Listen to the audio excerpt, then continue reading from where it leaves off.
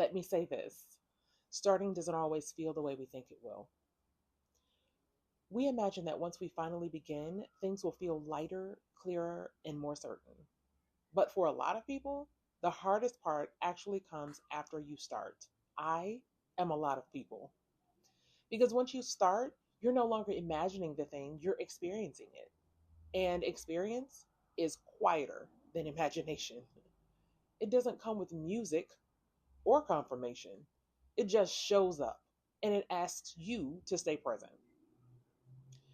This is usually when people expect to feel more confident, but instead they feel more aware, aware of what they don't know yet, aware of what feels uncomfortable, aware of how visible the decision suddenly feels. That awareness can feel heavy, especially if you were not expecting it. But awareness, it's not a sign that you were wrong to start. It's a sign that you're actually in it now.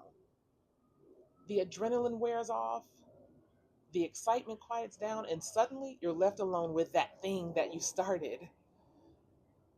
That's often when doubt shows up.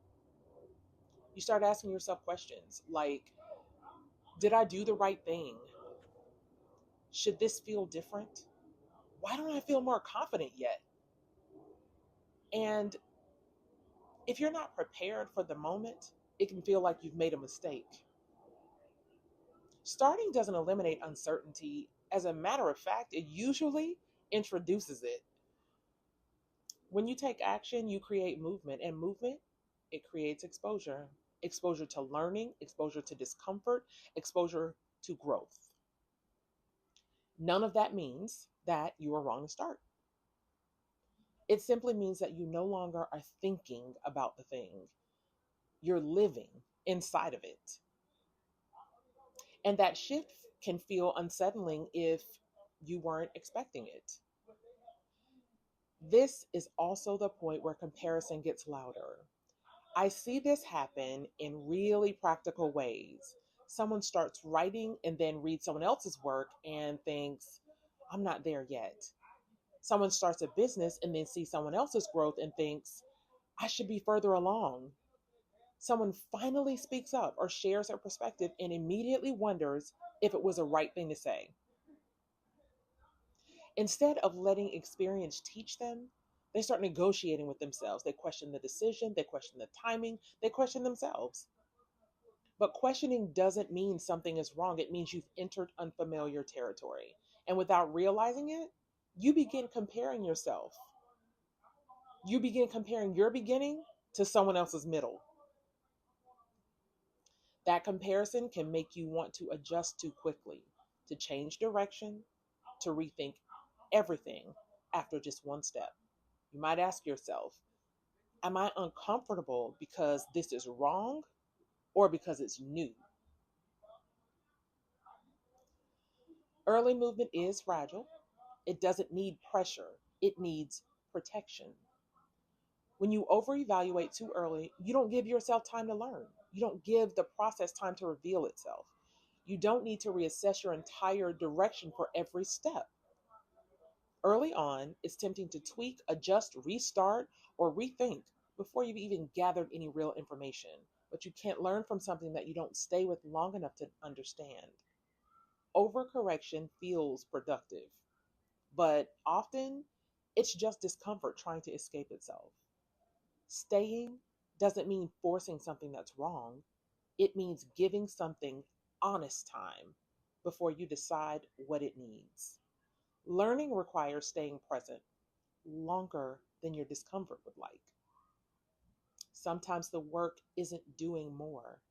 Sometimes the work is staying with the decision you've made long enough to gather real information, staying long enough to build trust with yourself, staying long enough for the noise to quiet.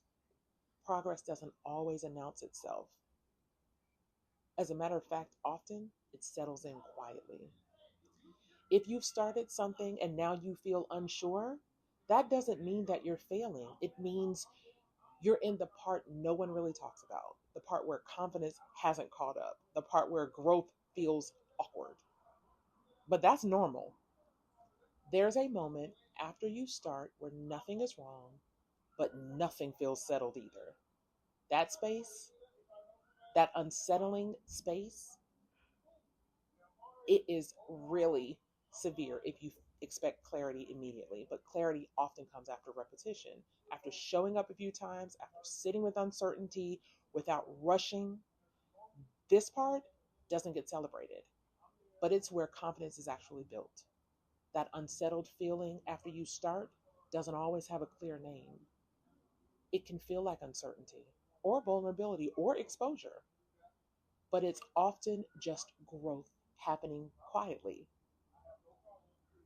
If you're in the after you start phase, give yourself permission to stay grounded.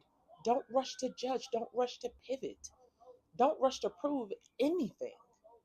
Sometimes the most important step is simply staying with what you've started.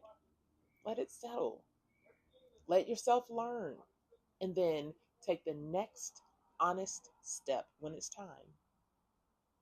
Let me say this: starting doesn't always feel the way we think it will.